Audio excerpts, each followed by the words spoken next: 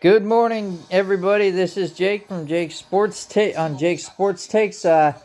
We got some news last night. The Indiana Hoosiers first national championship. Congratulations to them in a thrilling game, 27-21 against the Miami Hurricanes. Uh, Great! Wow, what a Cinderella story.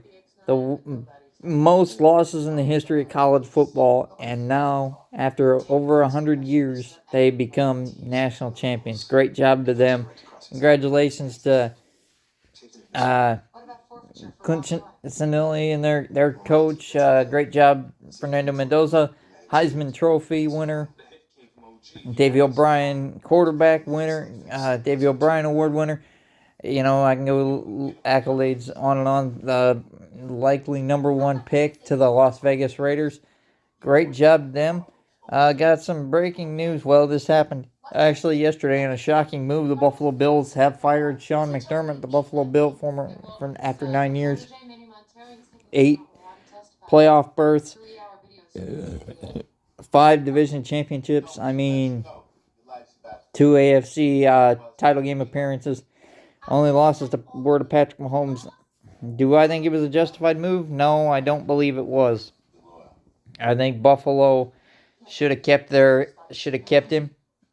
Great job by, it's a shame that he got canned. I don't think that was justified. But I do have a couple other things to say. Also, the AFC NFC title games have been set. Shout out to the Seattle Seahawks for a 41-6 thumping of the San Francisco 49ers on Saturday night. Sam Darnold's proven his worth. He's a justified quarterback. The Jets and Jets gave up on him after 3 years with them. He had nothing to play with, really, and the Jets screwed him over horrendously. Let him go to San Francisco, back up Brock Purdy for a year, and he did great. And then the Vikings signed him to a basically make it or break it contract, and then drafted J.J. McCarthy. He missed the year, and Sam Darnold became a superstar. 14-2, great job for him. And then he goes to Seattle this first year. He takes them to the number one seed in the NFC, AFC title, NFC title game, home game against Los Angeles Rams. Last year he had nightmares about what they did to him in Minnesota, but you know what? This year's a new year. We will see what happens. In my opinion, this year may be his year to take Seattle to promised land. Denver beat Buffalo in an overtime thriller. Unfortunately, they did lose Bo Nix to a fractured, dislocated ankle. Jarrett Stidham will get the start on Sunday for Denver. It's a shame. Bo Nix is a great quarterback, but I didn't honestly see the play. I heard about it about an hour later, as did everybody in the world. It's a shame for him. Jarrett Stidham, 1-3, but remember when Derek Carr was benched with Las Vegas, he had nothing to play. He was playing with pretty much nothing. He played with house money. And now he goes and backs up Bo Nix in Denver and now he has to start the AFC title game against the New England Patriots, who defeated my Texans after Stroud threw 4 picks. Great job to the New England Patriots. Third-ranked defense. Drake May, MVP candidate. Definitely, in my opinion, it's a debate between him and Stafford. Honestly, I would give co-MVPs, to tell you the truth, because Stafford had a great year. Matthew Stafford had a great year. You could give co-MVPs, but I think I got to give the credit to the Patriots. And then Sunday night, another thriller. The Rams defeated the Chicago Bears in Soldier Field. Cold, sloppy game. Great job to the Rams. This should be an interesting, a couple times last few years, been 1 and 2 seeds in the conference, getting into the conference title game. This should be interesting. I'm gonna make some predictions later when later on Saturday, maybe when I do another podcast to predict these title games. But I have been reading Instagram.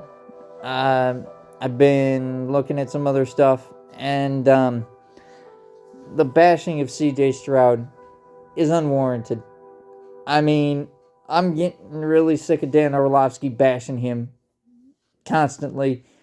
Yes, he had 4 picks, but at the same time, he's taken that team, the Houston Texans, who were basically the laughingstock of the league, has taken him to 3 straight playoff games, won 3 playoff games, yes, lost 3 playoff games, but you have to think about it.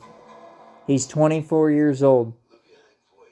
He's coming on, he had his number 1 target out for the game. Dalton Schultz went out early in the game. He didn't have Trent Brown. I mean, you look at it, if he would have had Brown and they wouldn't have had to move Titus Howard to the right guard position, they could have definitely changed the game. A couple of those picks were his fault. A couple of them weren't. But the thing is, do I believe he deserves a contract extension? I mean, he's got a year remaining on his rookie deal plus the option. So he has 26 and 27 still remaining at least. I believe it in these next 2 years, if he shows a lot of some improvement and gets them deeper in there into the playoffs, he will win. He will get that contract extension. I think the verbally bashing of him and blaming this on him was unjustified. There were some bad plays that he made, but he is still a good quarterback. I am glad Will Anderson stepped up for him. He's not the best quarterback in the NFL, but he's the quarterback for the Houston Texans. Dan Orlovsky just needs to shut up, leave ESPN, and stop and go on do what I do and go on a verbal podcast and start bashing quarterbacks who don't deserve it. But I believe the Houston Texans will keep CJ Stroud. The couple Instagram posts I read were ridiculous. Trading CJ Stroud to the Las Vegas Raiders and then having him be the 3rd string quarterback behind Fernando Mendoza and Geno Smith is ridiculous. He is the former number 2 overall pick. He won Offensive Player of the Year and his stats have slightly declined. You cannot be serious to let him be a 3rd string quarterback to a guy who is in Mendoza, who we know has all the college statistics. He's got all the awards. He's got now a national championship. But we need to see what he can do at the next level because I believe he will be good. But the time we have to let him have his time to develop because the Raiders are completely rebuilding and they've got a new head coach coming in and who knows what else new is going to be coming in. Another one I heard that is completely ridiculous, trading him to the New York Jets for their 1st, 2nd, and 3rd round picks. No, absolutely not. What are you clowns thinking? You're not gonna give him a chance to fail in an even bigger market and bigger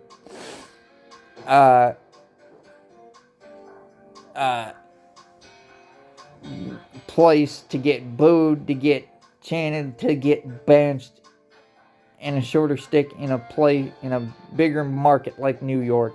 You're not going to trade him to New York and get only a couple picks in return. That's ridiculous. I believe the Stroud vet bashing is horribly bad. You need to give this guy another chance. You need to give this guy his rookie, finish out his rookie deal. Let him be. just if he would have had Nico Collins in the game, Trent Brown healthy, if he would have had Tank Dell, there could be a lot of things, different things that could happen. I'm not going to deny the Patriots win. The Patriots could have turned Stroud over even with Collins, even with Dell. They played great. Don't get me wrong. The third-ranked defense they are great.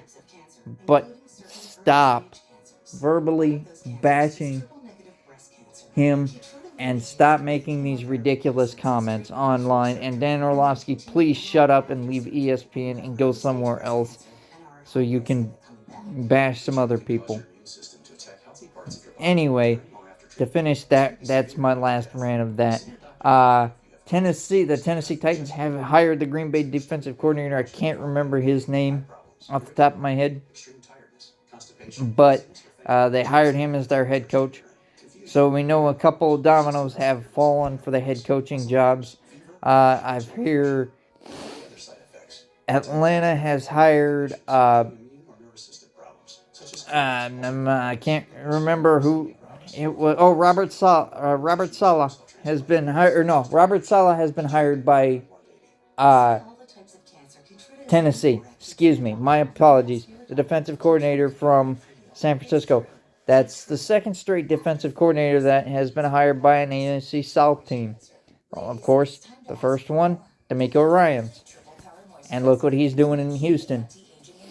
As I mentioned, 3 playoff berths, 3 wildcard wins, 2 division championships. Can Robert Saleh change the complex of that franchise? That's to be determined. That depends on what they can do with the draft, what they can do with free agency. There's a lot to be determined on that.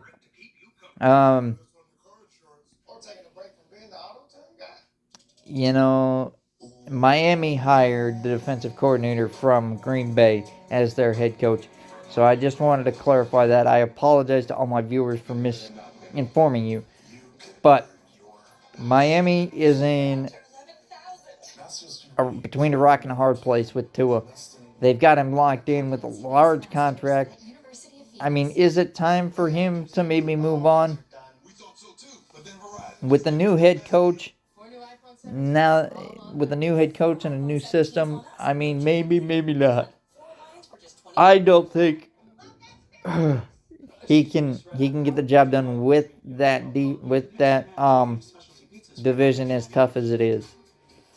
With Buffalo, even though they're going into a new head coach and potentially losing their offensive coordinator as well. Joe Brady to a head coaching gig. I still believe that division's too tough. As long as you have Josh Allen and Drake May in that division, it's going to be tough. Honestly, it may be time to move on. I mean, who do you get? It's a good question because Quinn Ewers had a good last couple games of the year. Maybe Ewers is your man. The draft's going to be interesting to see what happens with this. I believe there's not really any quarterback market, this year. This is another repeat of the Kenny Pickett, Malik Willis, that kind of draft. It may be, that's one thing. I believe Malik Willis could get a job somewhere in Pittsburgh because who knows what Aaron Rodgers is going to do. It sounds like they're not sure if they want to bring him back. Pittsburgh's going through a head coaching change. It's a lot of. There's a lot of dominoes to still fall. Malik Willis would be somebody, if I were Pittsburgh, who I would think about signing. Passing game, he's not that great, but they can develop that. They need to get another receiver. The running back is there. The running backs are there. Metcalf is a good start. Freiermuth, they should have used him more, but that's to be determined. But there's a lot of offensive linemen and wide receivers coming out. I mean, 42 people have already declared early for the draft. We will see what happens before April. But great job to the I want to congratulate once again the Indiana Hoosiers for the national championship, first ever. They've checkmarked all the boxes on returning to a national championship form. Well, they haven't really been in one, the most losing program. But congratulations on them becoming the Cinderella story of the college football season.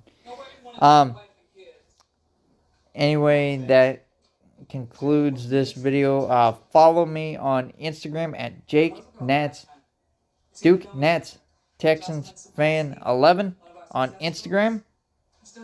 On YouTube at Jake Ferris, and I will get you guys some more content. I will make my predictions on Saturday.